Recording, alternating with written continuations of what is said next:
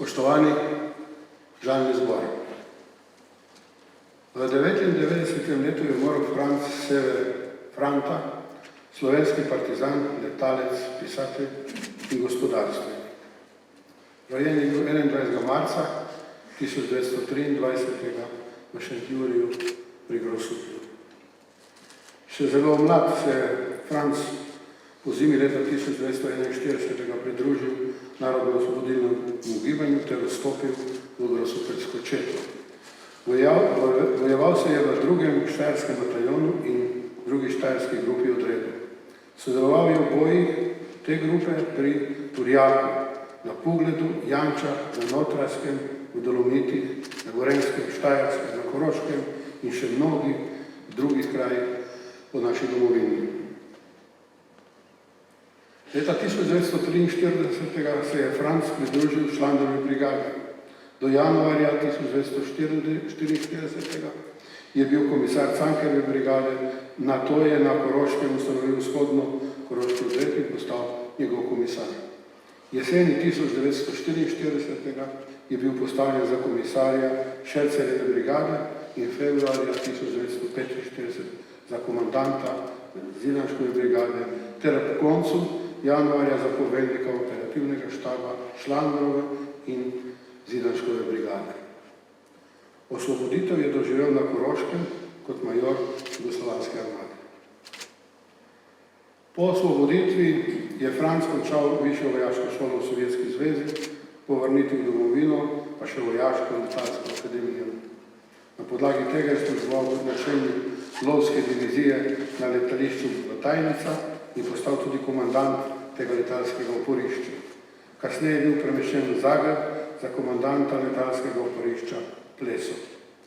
Pred izstopom iz Jugoslovanske ljudske armade je bil pomočnik komandanta letalskega korpusa v Zagrebu. Franc se je še kot polkovnik letalstva vpisal na ekonomsko fakulteto v Zagrebu, ki jo je tudi dokončal. 13 let je bil generalni direktor Adria Airways, Ljubljana Pula, in potem do upokojitve direktor podjetja Indeks Adria Airways. Tragična letalska nesreča na Korziki ga je tako prizadela, da je nepreklicno odstopil.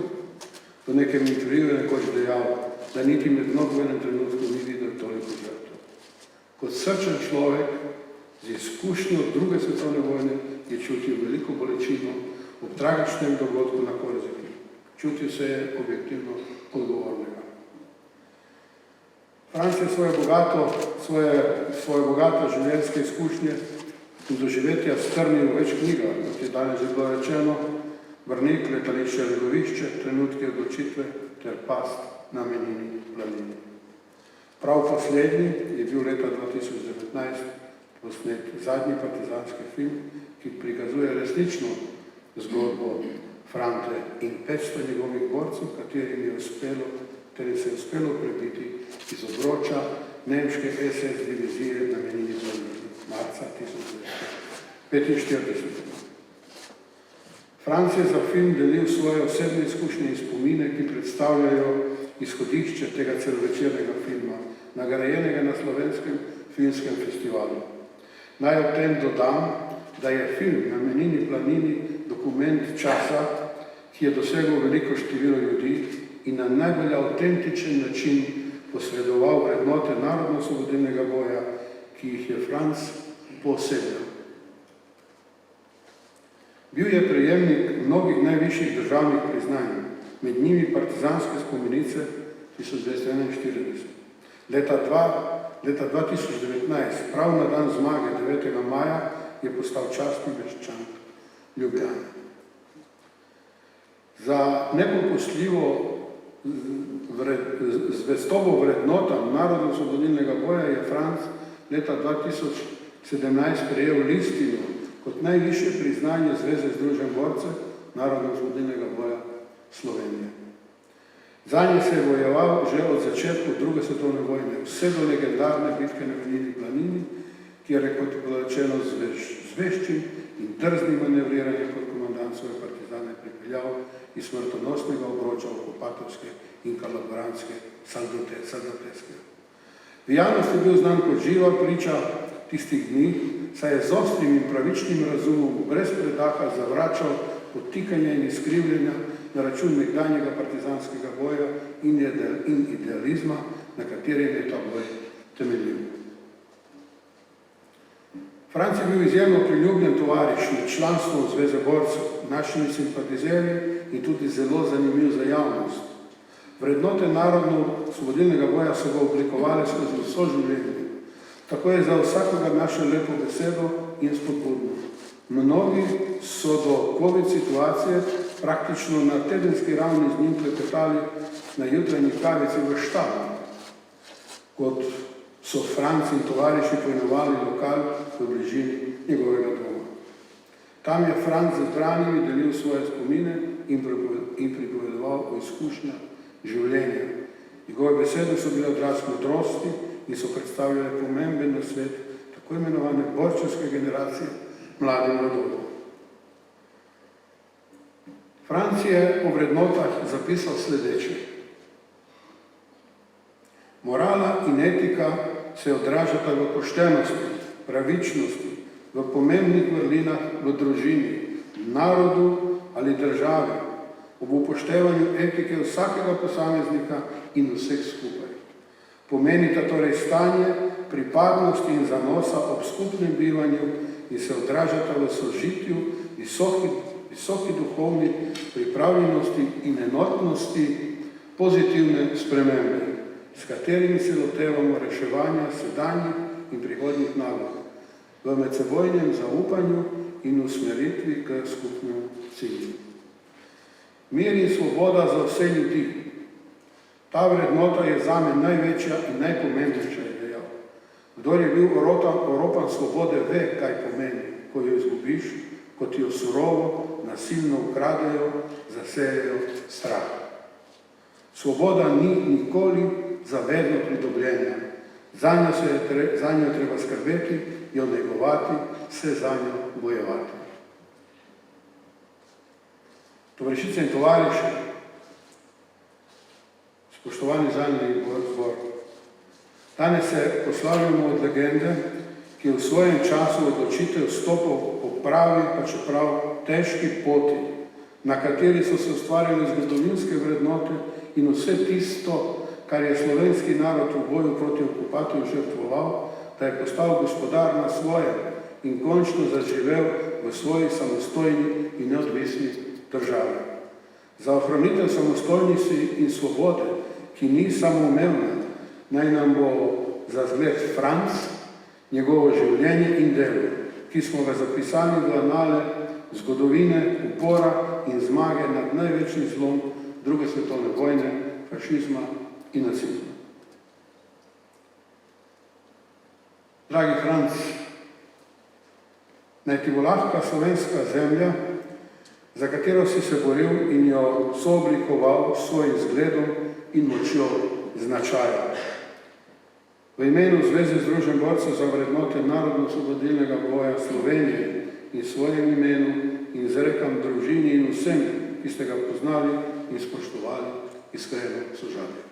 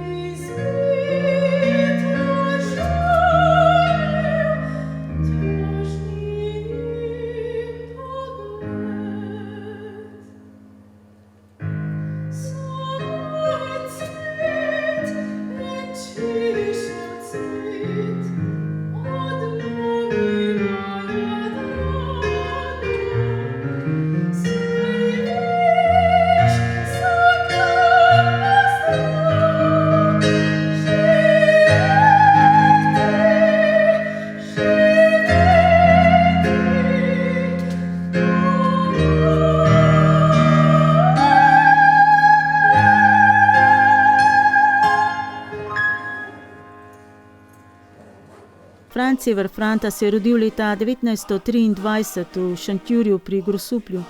Izhaja iz verne družine. Oče je bil mežnar, organist, vodil je pevski zbor, mama je pekla hostije, on sam pa je bil ministrant. Oče vodil je kmetijo, trgovino, pošto in bil politično aktiven, ga je celo videl kot duhovnika. Peljal ga je k salezijancem v šole, pa je po 7 mesecih pobegnil domov. Še preden je šel v partizane, so prvič streljali nanj. S kolesom je iz Ljubljane domov vozil po delih kopirni stroj za ilegalno tiskarno Osvobodilne fronte. Stražar na mostu ga je želel ustaviti, pa mu ni preostalo drugega, kot da ga je s kolesom poddrl. Tudi Puškinov cev je imel na sencah še pred odhodom v partizane, ko je izgnancem natrpanim v vagone na železniški postaji v Ljubljani kljub prepovedi nesel vodo.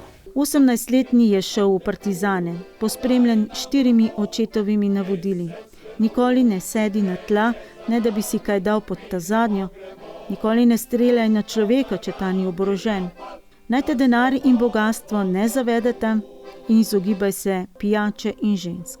Poleg navodil pa mu je dal še popotnico za življenje. Najpomembnejše je v pravem času postaviti se na pravo stran, biti odkrit, pošten do sebe in drugih in rad imeti domovino. Mislim, da je bil fašizem kot takšen, tisto zlo, okrog katerega so se ljudje zbirali, pa se borili proti njega, da je ta pošast zmagala. Franz Sever Franta je med 2. svetovno vojno 2-krat potočil solzo.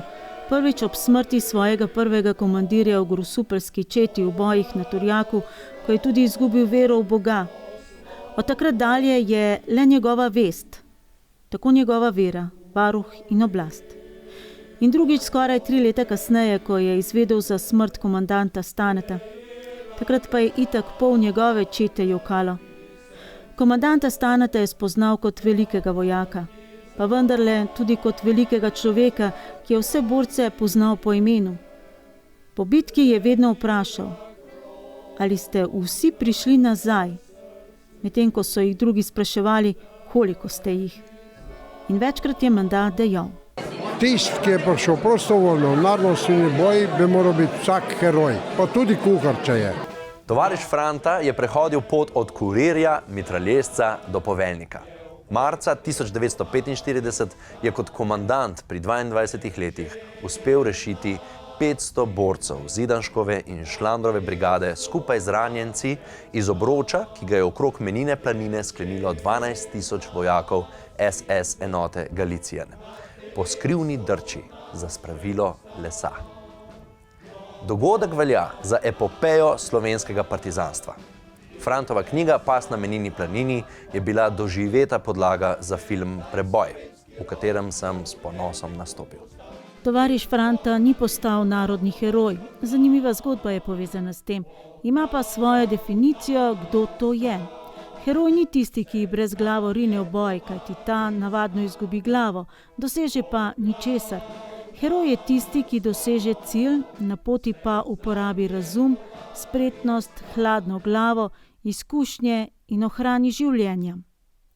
Osvoboditev je dočakal kot načelnik operativnega oddelka pri štabu 14. divizije na Koroškem na Poljani, kjer so se od 9. do 15. maja 1945 odvijali zadnji boji 2. svetovne vojne na slovenskih oziroma evropskih tleh.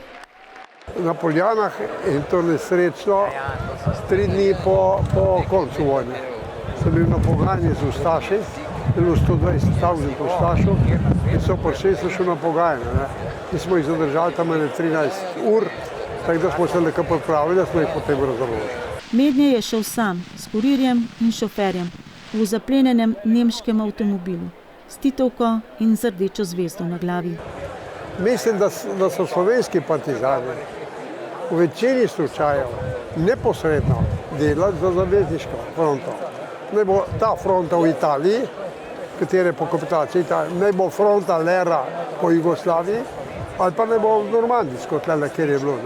Ker mi smo se v glavnem takrat z vsemi enotami, to je bilo pa 3, 5, 6, 7 brigad in 4 odredi na Štajerskem, severno od reke Save, smo se v glavnem vsi orientirali na komunikacije.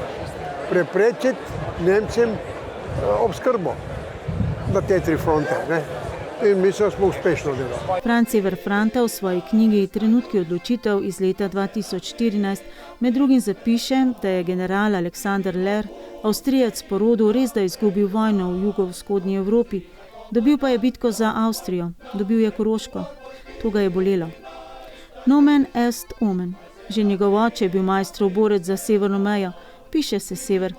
In prizadelo ga je tudi, da je bila 14. divizija po koncu vojne premaknjena v Vojvodino, da je bilo konec slovenske vojske, konec poveljevanja v slovenskem jeziku.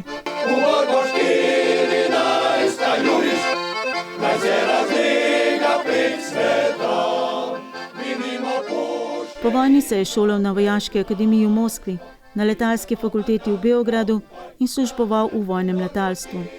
Leta 1964 je zaradi nerazumevanja, prepovedi letenja in na lastno zahtevo izstopil iz Jugoslovanske ljudske armade in se upokojil s činom polkovnika. Ostal je brez čina generala in to vse zaradi Volkswagenovega hrošča. Še ena zanimiva zgodba. Kupil si ga je z denarjem, ki so ga poslale tete iz Amerike in ga je zaradi invalidnosti, poškodovane Ahilove tetive, lahko uvozil brez carine. V 3 letih je diplomiral na ekonomski fakulteti v Zagrebu in opravil še življenjsko fakulteto. Da je preživljal svojo družino, je med drugim gojil šampinjone. 13 let je bil direktor aerodroma Ljubljana Pulj, dokončno upokojil pa se je kot direktor Inex Adrie Airways, ko je čustveno zelo prizadet priznal svojo objektivno odgovornost za nesrečo Adrijinega letala nad Ajacjem. Kaj manj od pokončnega človeka niti ne gre pričakovati. Knjiga Trenutki odločitev je samo izpoved tovariša Frante. Pripoved o življenjskih situacijah, med njimi tudi heroične, ki so izoblikovali njegovo držo in ga hkrati ob siceršnjem zgodovinskem toku vodile od ene do druge velike odločitve. Piše o vrednotah, ki bi jih moral prevzeti sedanji sistem iz prejšnjih, pa da se moramo še učiti državnosti, v kateri bomo živeli. Ob osamosvojitvi ga je bilo eno samo veselje in upanje, potem pa razočaranje. Kako že razmišlja kleni kmet na svoji lastni zemlji? Za kratkoročno obdobje, 1 leto imam pšenico, krompir, kolerabo, pa ne vem kaj, če kisam, pa tu delam, pa tako dalje. Prav za srednjo obdobje imam sadje, hruške, pa tule. Prav za dolgoročno obdobje imam pa gost. Če pride težava, bom gost fejkal, pa bom rešil družino. Mi pa prodajemo gost. Mi prodajemo fabrike. Na dan, ko je država leta 2016 prodala Adrio Airways nemškemu podjetju, je iz tiskarne prišla njegova 3. knjiga z naslovom Brnik, letališče ali lovišče. V knjigi Trenutki odločitve tovariš Franta piše tudi o pomiritvi in ne o svetopisemski spravi. Šele ko bomo z moralnega in etičnega vidika ovrednotili zgodovinsko resnico na obeh stranih, ko bomo sprejeli idejo odgovornosti in bo ena stran priznala izdajo naroda in sodelovanje z okupatorjem, druga stran pa morda neupravičene zločine med in po vojni, bo možna odrešujoča pomiritev. Apelira na politike in ideologe, naj pustijo zgodovino zgodovinarjem in tistim, ki so jo doživeli. Brez resnice ni pravice, brez pravice pa ni miru. Resnici in pravici mora biti zadoščeno. Če tega ni, postane laž resnica in na koncu celo še varljiva. Mladini bi rekel, imamo lepo domovino, to domovino treba ohranjati. Ohranjanje pa bomo z vsakim dnevnim bojem za ohranjanje. Rekel bi, naj išče svojo pot. Na mladini svet ostaja. Je bilo, je in bo tako. In mladino treba vzgajati. Leta 2019 je tovariš Franta postal častni občan mesta Ljubljane. Vse do pred kratkim je hodil v štab, to je lokal za Bežigradom. S tovariši je obujal spomine in s polnimi pljuči predihovo aktualno politiko. Od sobote 5. junija 2021 pa vemo, da ga v štab za Bežigradom ne bo več. Njegove prodane besede in dejanja, vrednote tovarištva in solidarnosti, odgovornost do drugih in sveta in njegovo veliko domoljubje pa bodo ostali, zapisani v spominih, v genih slovenskega naroda. Kar slišim ga, kako zbranemu omizju v nekem novem štabu pravi: spet nekdo ve več o meni, kot jaz sam.